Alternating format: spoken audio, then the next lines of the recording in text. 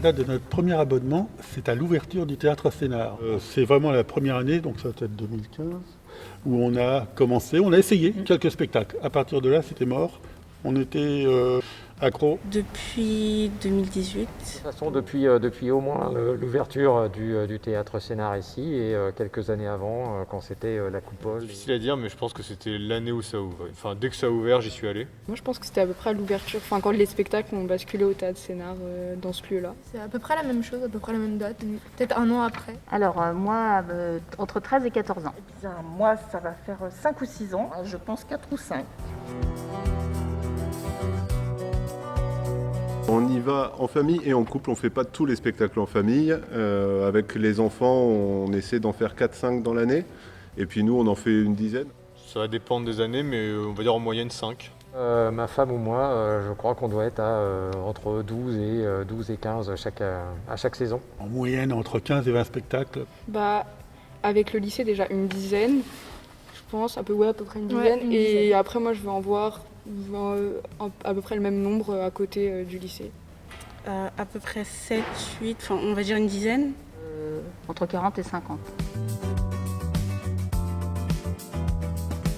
On vient à la présentation déjà de la saison. Chacune de son côté, on fait un Chacune, choix. on choisit. Et puis après, soit on vient ensemble, soit il y a des fois on est tout seul, on vient aussi tout seul. Vu qu'on vient les voir pratiquement tous, il n'y a pas beaucoup de spectacles sur lesquels on n'est pas d'accord. On regarde ensemble. Après, on repère ceux qu'on veut voir ensemble. Et puis après, des fois, je viens toute seule avec des amis ou même toute seule, mais rarement parce que j'amène toujours une amie.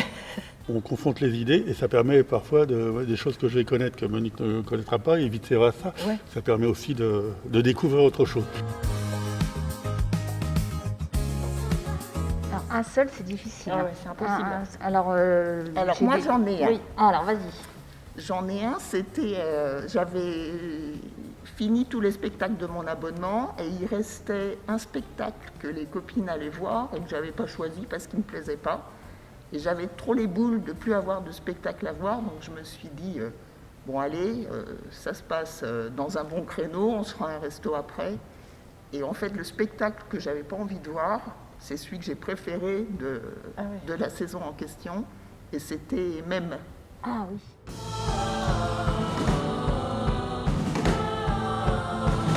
Ne fâche pas. Mais si vous me dites que je me fâche alors que je me fâche pas, je me fâche. Je comprends rien. Le meilleur souvenir, je crois que c'est quand on a vu le mariage de Figaro. C'était à l'extérieur, d'accord, c'était pas dans le théâtre, mais c'était génial. On a passé une journée formidable.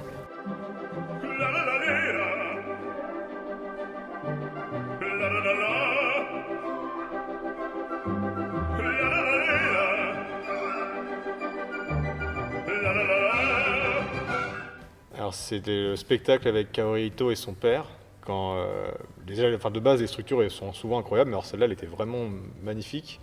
Et voir ce qu'elle était capable de faire, le lien fille-père, c'était très poétique et c'était très touchant.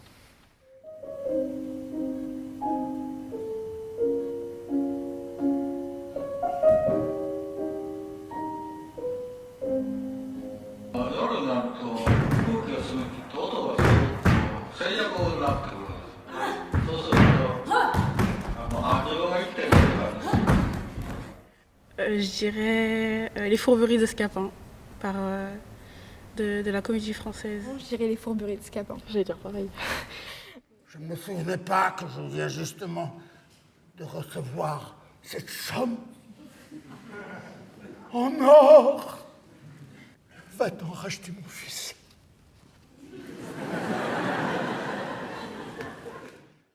Parce que le jeu il était excellent, la mise en scène était excellente. Pareil, c'était un souvenir incroyable en fait de voir la Comédie Française sous nos yeux comme ça, jouer, c'était génial. Celui qui m'a super impressionnée, c'était, en plus on était vachement bien placés, très centrés, tu sais, c'était le cirque. Oui. Comment il s'appelait ce cirque Tédard. C'est ce que j'allais dire, Tédard. C'est Tédard. Et vraiment, on était pile au milieu, là, en J1, J2, J3, c'est nos places. Et donc on voyait...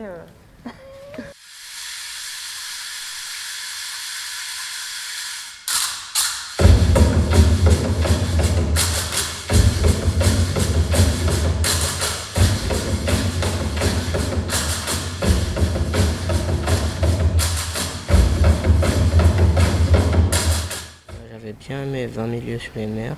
Alice au Pays des Merveilles, j'avais bien aimé.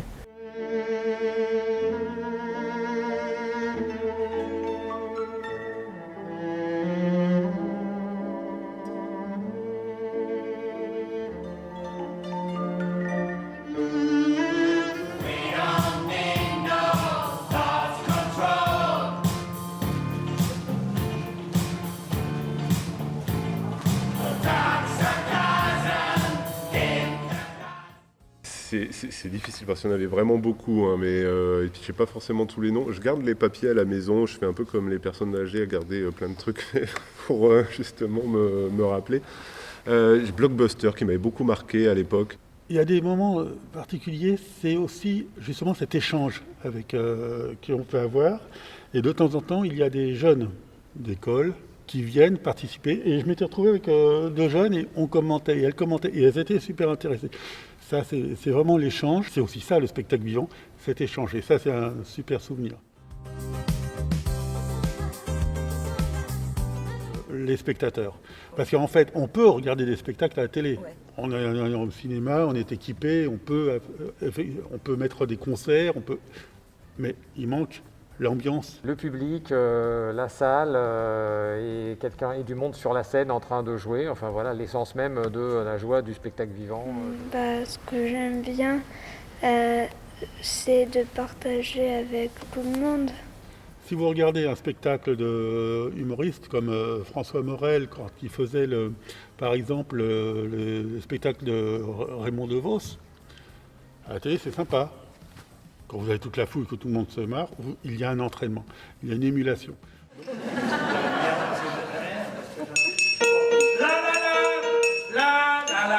trop maintenant.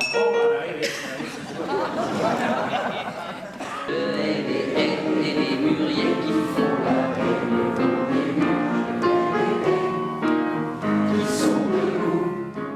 Déjà, nous, on est des spé-théâtres, donc notre bac est basé sur le théâtre.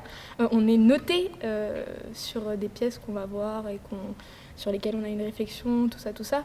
Donc forcément, ça fait un énorme vide. Puis ici, on a le spectacle sur scène. Oui.